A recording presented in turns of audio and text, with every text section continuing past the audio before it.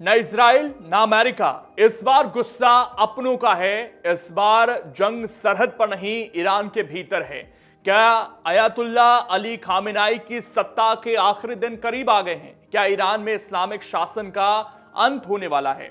दरअसल ईरान से जो तस्वीरें आ रही हैं वो दहला देने वाली हैं। 250 से ज्यादा शहर, 27 प्रांत और सड़कों पर उतरा हजारों लोगों का हुजूम। नारा एक ही, डेथ टू खामेनाई, और मुल्लाओं को देश छोड़ना होगा। आखिर ऐसा क्या हुआ कि ईरान की जनता अपनी ही सरकार के खून की प्यासी हो गई? अगर आप ईरान में बढ़ रहे इस तनाव की पूरी इनसाइड स्टोरी जानना चाहते हैं तो इस वीडियो को अंत तक जरूर देखिएगा। ईरान के हालात इस वक्त किसी युद्ध क्षेत्र से कम नहीं है। सरकारी सेना और पुलिस प्रदर्शनकारियों पर कहर बनकर टूट रही है। रिपोर्ट के मुताबिक अब तक 35 लोगों की मौत हो चुकी है। इसमें दुखद बात यह भी है कि मरने वालों में मासूम बच्चे भी शामिल हैं।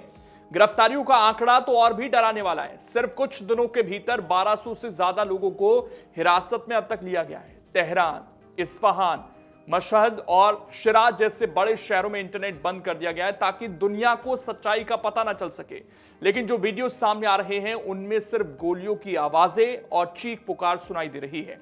अब सवाल यह उठता है कि आखिर अचानक ये बवाल शुरू कैसे हुआ? इसके पीछे दरअसल दो बड़े कारण हैं। पहला, टूटती हुई आर्थिक कमर, और दूसरा महंगाई।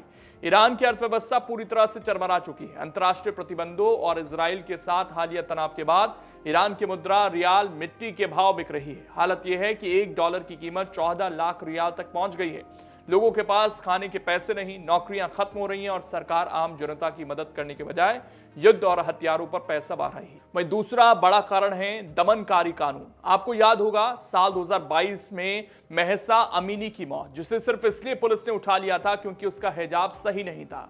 उस वक्त जो चिंगारी सुलगी थी वो अब शोला बन चुकी है। ईरानी युवा अब इस धार्मिक कट्टरपंथी शासन से आजादी चाहते हैं। वहीं ईरान के सर्वोच्च नेता अयातुल्ला अली खामेनाई ने इस विद्रोह को सुलझाने की बजाय इसे और भड़का दिया है। उन्होंने दो टूक शब्दों में चेतावनी दी है कि दंगाइयों को उनकी सही जगह दिखाएंगे। ईरानी सरकार का हमेशा का एक ही राग है, वो इसे जनता का गुस्सा नहीं बल्कि विदेशी साजिश बता रहे हैं। उनका कहना है कि ये सब अमेरिका और इजराइल करवा रहे हैं, लेकिन हकीकत यह है कि इस बार लोग खुद सड़कों पर हैं और वो पीछे हटने को तैयार नहीं। ईरान की अर्धसैनिक बल IRGC के सैकड़ों जवान भी इस हिंसा में घायल हुए हैं, जो बताता है टक्कर कितनी जोरदार है। ईरान में मच रहे इस कत्लेआम पर अब दुनिया की नजरें टिकी हैं। अमेरिकी राष्ट्रपति डोनाल्ड ट्रंप ने तेहरान को खुली चेतावनी दे दी है। उन्होंने साफ कहा है कि अगर शांतिपूर्ण प्रदर्शनकारियों की हत्याएं बंद नहीं हुई तो अमेरिका चुप नहीं बैठेगा। उधर ईरान ने भी पलटवार किया है। ईरानी अधिकारियों ने धमकी दी है कि अगर अमेरिका ने दखल दिया तो मिडिल ईस्ट में मौजूद अमेरिकी सैनिकों को निशाना बनाया जाएगा। वेनेजुला के राष्ट्रपति मादुरो की गिरफ्तारी के बाद ईरान और भी ज्यादा बौखलाया हुआ है, क्योंकि मादुरो और खामेनाई पुराने दोस्त रहे हैं। 2022 के बाद ये ईरान का सबसे बड़ा जन विद्रोह है। तब से अब तक ईरान बहुत कुछ झेल चुका है। पत्रकार डरे हुए हैं, मीडिया पर पाबंदियां हैं और सच को दबाने की हर मुमकिन कोशिश हो रही है। लेकिन जब जनता पेट की भूख और आजादी की तड़प के साथ सड़क पर उतरती है तो बड़े बड़े तानाशाहों के सिंहासन डोल जाते हैं। क्या खामेनाई सरकार इस विद्रोह को दबा पाएगी या फिर ईरान में एक नई क्रांति की शुरुआत हो चुकी है? आपको क्या लगता है? अपनी राय कमेंट बॉक्स में जरूर बताएं। अगर आप ये वीडियो YouTube पर देख रहे हैं तो हमारे चैनल को सब्सक्राइब कर बेल आइकन दबाएं और Facebook पर देख रहे हैं तो हमारे पेज को लाइक करें।